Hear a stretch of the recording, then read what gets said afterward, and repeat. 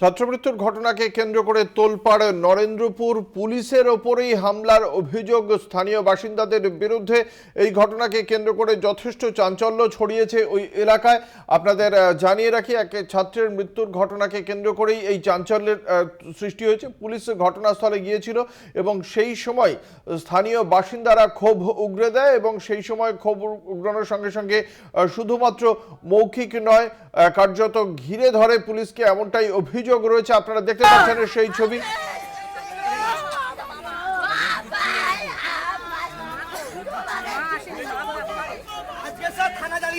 Reporting ঠিকঠাক না হয়েছে 112 ঘন্টা ধরে আমরা জানিয়েছি, 112 ঘন্টা থানায় বারবার করে গেছি, প্রচুর রিকোয়েস্ট করেছি, মোবাইল নাম্বার দিয়েছি, বলছে টাওয়ার লোকেশন আমরা ব্যাক করতে পারছি না।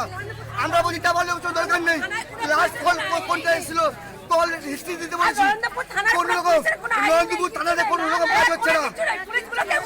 এখন বডি বাবা বলছে আমার ছেলের মতন দেখছি, বড় বউ বলছে আমার ছেলের মতন আমি ট্রিটমেন্ট করছি। আপনারা কি চাইছেন, এখন কি চাইছেন? আমি চাইছি এটা মার্ডার কেস, এটা মার্ডার কেস। আগে তাকে আটকে রেখেছিল, যখন দেখতে পাচ্ছি থানা পুলিশ হচ্ছে, কলকাতা এডিজি পর্যন্ত খবর গেছে। আমাদের সঙ্গে রয়েছেন আমাদের প্রতিনিধি সুখদেব দে। ঠিক কি থেকে সূত্রপাত, কি পরিস্থিতি এই মুহূর্তে সুখদেব? দেখো, এলাকায় মানে রণক্ষেত্র চারা নিয়েছে একটি গত 3 দিন আগে একটি নিখোঁজের অভিযোগ দায়ের করা হয় নরেন্দ্রপুর থানায়। তারপর থেকেই এই ছাত্রকে খুঁজে পাওয়া যাচ্ছিল না।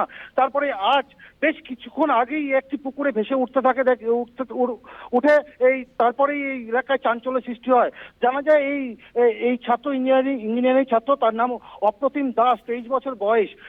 এখানেই প্রশ্ন উঠছে যে কি করে এই 3 দিন ধরে অভিযোগ করার পরেও পুলিশ তার খুঁজে পেল না। তারপরে আজকে এই ঘটনা। দেখো, পুলিশ ঘটনাস্থলে আসার পরেই পুলিশকে লক্ষ্য করে এলাকাবাসীদের বিক্ষোভ এবং পুলিশের সাথে হাতাহাতি হয়। রীতিমতো পুলিশ পালিয়ে যেতে বাধ্য হয়। এই মুহূর্তে দেহ তুলে থানায় নিয়ে গেছে, তারপরে ময়না তদন্তের জন্য তাকে পাঠানো হবে। কি বক্তব্য পুলিশের? দেখো, পুলিশের তরফ থেকে এখনো কোনো বক্তব্য পাওয়া যায়নি। তবে আমরা সাধারণ মানুষের সাথে যারা কথা বললাম, তাদের পরিবারের সাথে কথা বললাম, পুলিশ তাদেরকে খুন করেছে বলে এরকমটাই তারা সরাসরি অভিযোগ করছে পুলিশের বিরুদ্ধে।